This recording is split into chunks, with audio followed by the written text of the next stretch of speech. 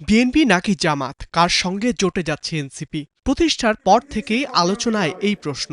পাশাপাশি এককভাবেও নির্বাচনে লড়ার ঘোষণাও ছিল দলটির। সব মিলিয়ে জোট নিয়ে বহুদিন ধরেই এনসিপিতে নানা নাটকীয়তা। গেল ৭ ডিসেম্বর এবি পার্টি ও রাষ্ট্র সংস্কার আন্দোলনের সঙ্গে গণতান্ত্রিক সংস্কার জোট গঠনে বিরতি পায় সেই আলাপ।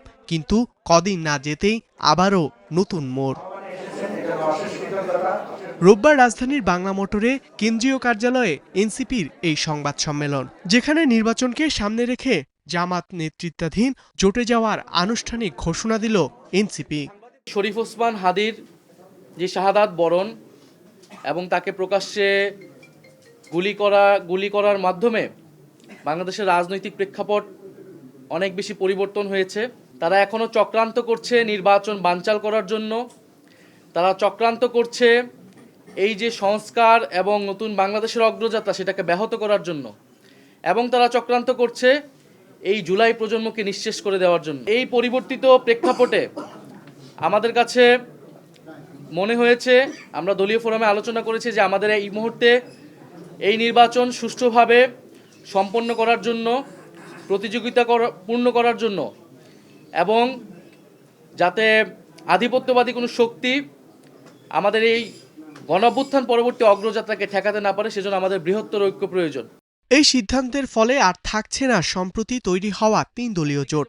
এমন বাস্তবতায় জামাতের সঙ্গে জোটকে কেন্দ্র করে এনসিপির একাধিক কেন্দ্রীয় নেতার পদত্যাগ ও আপত্তি প্রশ্নে নাহিদ ইসলাম জানান, সংখ্যাগরিষ্ঠ সদস্যের সঙ্গে আলোচনা করেই এই সিদ্ধান্ত। এখানে যে কোনো সিদ্ধান্তের ক্ষেত্রে দ্বিমত থাকতে পারে, বিরোধিতা থাকতে পারে, সেটা তো আমি পরিষ্কার করলাম। সেক্ষেত্রে ব্যক্তির সিদ্ধান্ত নেবে, কিন্তু এটা একটা সামষ্টিক সিদ্ধান্ত এবং সংখ্যাগরিষ্ঠ তারা কিন্তু আমাদের কাছে জানিয়েছে যে তারা এটার সাথে ঐক্যমত পোষণ করছে, সম্মতি রয়েছে। যারা বিরোধিতা করছে তাদের সাথে আমরা কথা বলবো, তাদেরকে আমরা আরও বোঝানোর চেষ্টা করব। আশা করি তারা এনসিপির এই সিদ্ধান্তের সাথেই থাকবে। আসন নিয়ে সোমবার বিস্তারিত জানাবে নাগরিক পার্টি। তবে জোট থেকে এনসিপির জন্য ৩০ থেকে ৩৫টি আসন ছাড়া হতে পারে বলেই গুঞ্জন। সংস্কারের প্রশ্নে যে গণভোট, জাতীয় নাগরিক পার্টি এনসিপি হ্যাঁ ভোটের পক্ষে তাদের অবস্থান ব্যক্ত করে। ধ্রুব ইকরামুল, স্টার নিউজ, ঢাকা।